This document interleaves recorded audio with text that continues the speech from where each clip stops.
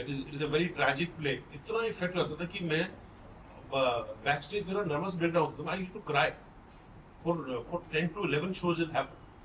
It used to affect me a lot because कहीं मेरे को ना वो प्ले मेरे को खुद मेरी लाइफ से थोड़ा my father was a salesman you know. तो कई बार मैं सोचता था वो अपने फादर का पूरा बोझ उठाना, वो सेल्समैन की तरह अलग अलग शहरों में जाना, तो कहीं मेरे को पर्सनल लेवल पे वो करता था।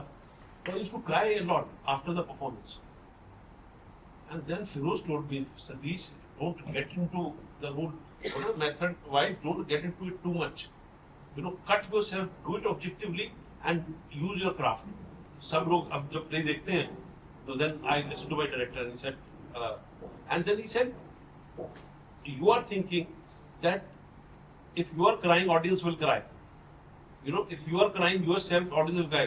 It is not. Audience जरूरी नहीं है कि आप रोगे तो audience रोगे. It is आप अपना काम करो, ऑडियंस को रोने दो मतलब। तो वो वाकई में एक आई स्लोली एंड स्लोली वो जब मेरे को फिरोज ने दोबारा बोला, I now do play very in the use my craft. अब मैं तभी नहीं हूँ ज्यादा, और मैं पूरा का पूरा परफॉर्म करके जब आता हूँ तो लोगों को लगता है यार तो सतीश गोयल तो मर जाएगा, क्या कर क्या रहा है, तो शिवर कर रहा है, ये कर रहा है, वो कर रहा है।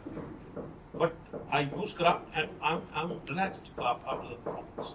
मेरे को इतना नहीं होता। But that is, my director gave me strict instruction not to get into it too much. Ramlakhan में भी आप रामलखन तो नहीं, रामलखन तो शिवाजी ने कैरेक्टर बनाया हुआ था। और Pappu pager all these Pappu pager बाबा आदमी बहुत ऐसे बोलता था, है ना। वो एक्चुअली वो कैरेक्टर तो कर ही नहीं पाया मैं।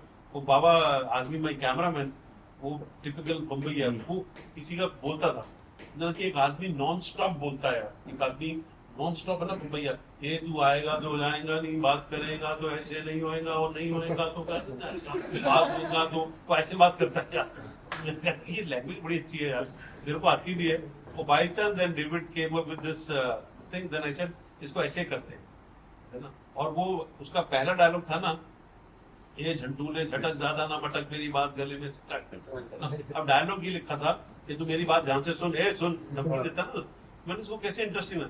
तो रमेश सिप्पी की फिल्म सागर करता था ना, तो एक फोटोग्राफर था, है ना, स्टिल्स लेता था, वो बोलता था झंटूले झटक। वो वर्ड मेरे को तब से याद था, सागर के टाइम से। तो when we started writing this scene, I said पहला झंटूले झटक वर्ड बोलेगा ये, क्योंकि हम लोग सागर में छोटा रोल करते थे ना, तो स्टिल के लिए तो बोलता था ये झंटूले झटक जरा इधर आया थोड़ा सा, ये बोलता था। तो ऑब्जर्वेंट क्वालिटी होना तो बहुत बहुत इंटरेस्टिंग है। It makes a character real when you perform. Sir, as a director, what material do you feel like telling, and how do you go about telling a story? Telling a story. Yeah. Means somehow you can make it, if you can make it believable, you know. That is the best part of narrating a story. Possibility उसकी अगर हो जाए तो बहुत अच्छा होता है। और जब ऐसा हो जाता है ना, वही पिक्चर सक्सेसफुल होती है। कई बार we have faltered you know in narrating a tale, narrating a story. तो बेस्ट ये कि ऐसा लगे कि you get into the story, है ना। आप अपने व्यूअर को अगर स्टोरी में ला सके ना, तो that is your biggest success.